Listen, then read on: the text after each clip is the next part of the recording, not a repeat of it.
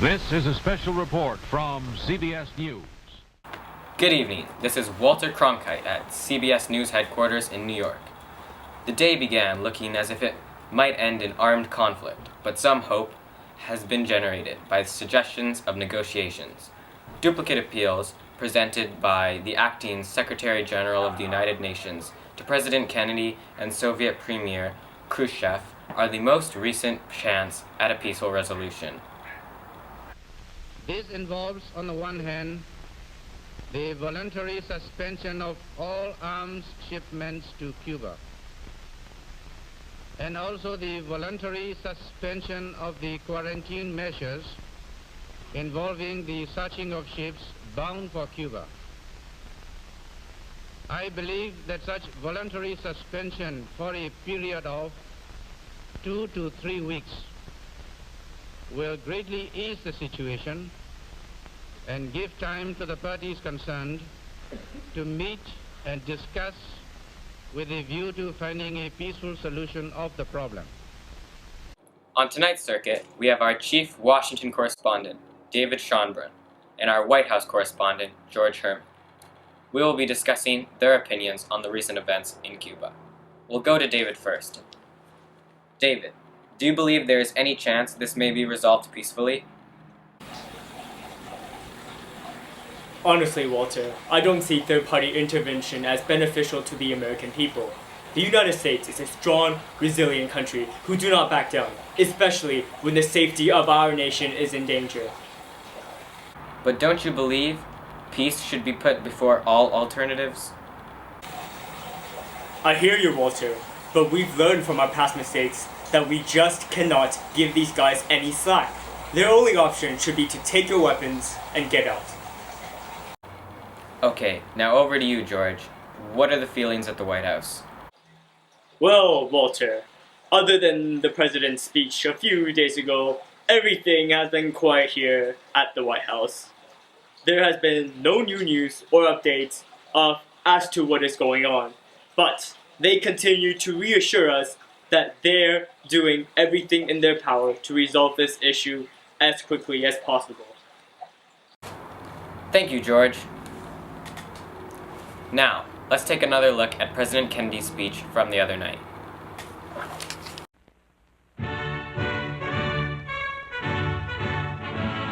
The greatest danger of all would be to do nothing. The path we have chosen for the present is full of hazards, as all paths are. But it is the one most consistent with our character and courage as a nation and our commitments around the world. The cost of freedom is always high, but Americans have always paid it. And one path we shall never choose, and that is the path of surrender or submission. Our goal is not the victory of might, but the vindication of right. Not peace at the expense of freedom, but both peace and freedom here in this hemisphere, and we hope around the world. God willing, that goal will be achieved. Thank you and good night. Before we leave you, we remind you of the dangers of nuclear weapons and the procedures to follow in the event of an emergency. Please pay attention to the film. Bert the turtle was very alert. When danger threatened him, he never got hurt. He knew just what to do.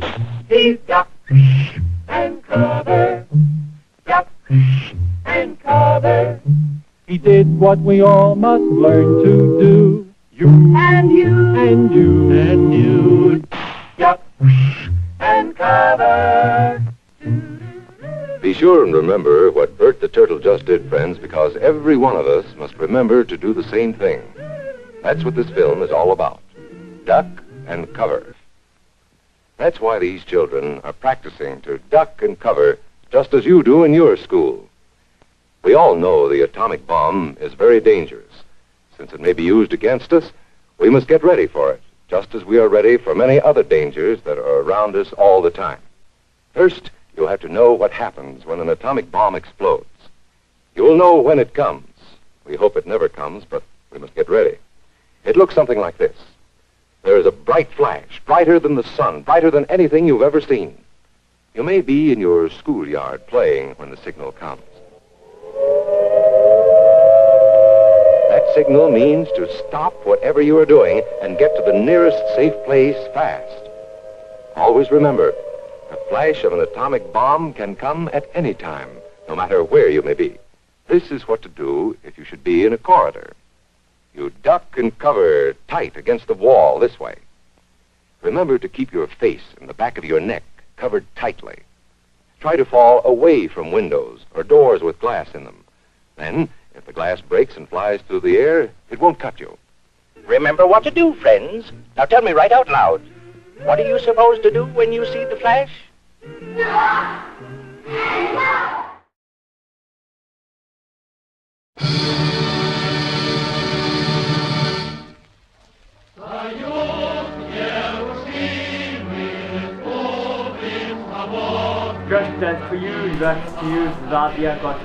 Long live Khrushchev and our glorious red flag.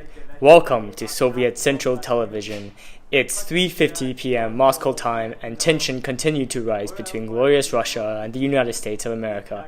It has been 12 days since the Caribbean crisis has begun. 13 days ago, our intelligence agency discovered unusual activities in the United States, including American congressmen boarding jet planes back to Washington, D.C., civilian evacuation of Guantanamo Bay, and a naval movement in the Caribbean, which turned out to be an American naval blockade of Cuba. Since then, Chairman Khrushchev has called a meeting of the Presidium to discuss possible solutions. Today, we have two guests with us to examine the causes of this crisis. Mr. Gramenko is a political analyst from Lomonosov Moscow State University. Welcome.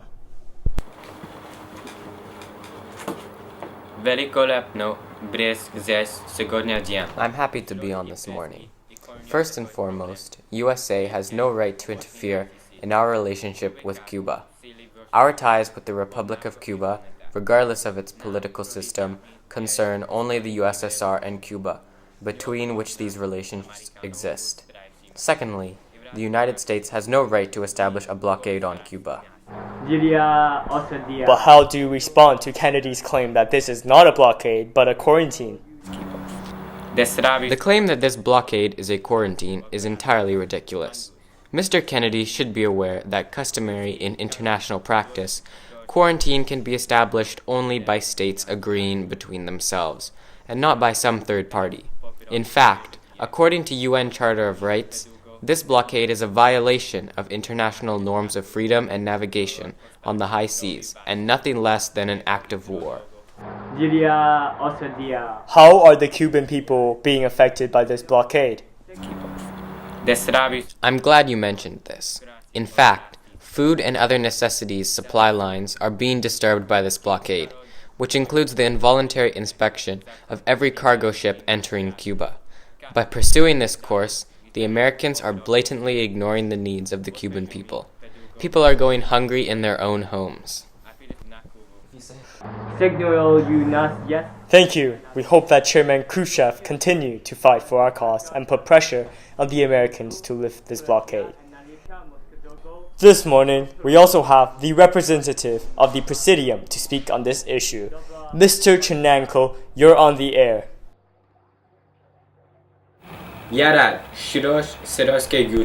Great to be here this morning. To get down to the root of this issue, JFK has labeled our forces in Cuba as an invasion force. However, that is just not the case. We have seen throughout history many unwarranted American-staged invasions on Cuba in an attempt to destabilize the government, including Operation Mongoose and the Bay of Pigs. The Cuban people love their current and rightful leader, Mr. Castro, and are tired of these attempts to overthrow him. That is why, as a loyal ally, the USSR has sent many supplies to Cuba to defend it from another possible US-led invasion. But how do you respond to the claims that having troops so close to the US border is a threat to their national security? Then I would like to question why the US sees it as fit to place their nuclear missiles so close to our borders in Italy and Turkey. The answer to that question, ladies and gentlemen, is that it's not.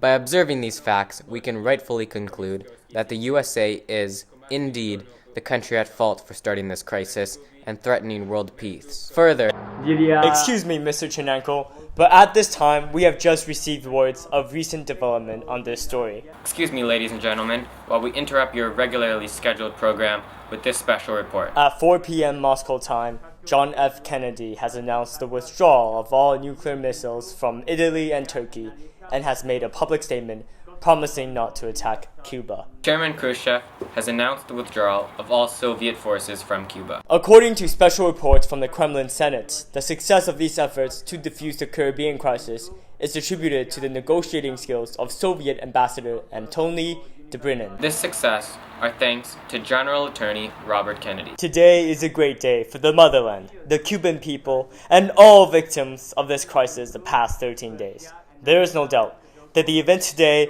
will go down in history as one of the greatest testimony of the will and might of the united Soviet proletariat. Of the bravery of the American people. God bless the United States of America.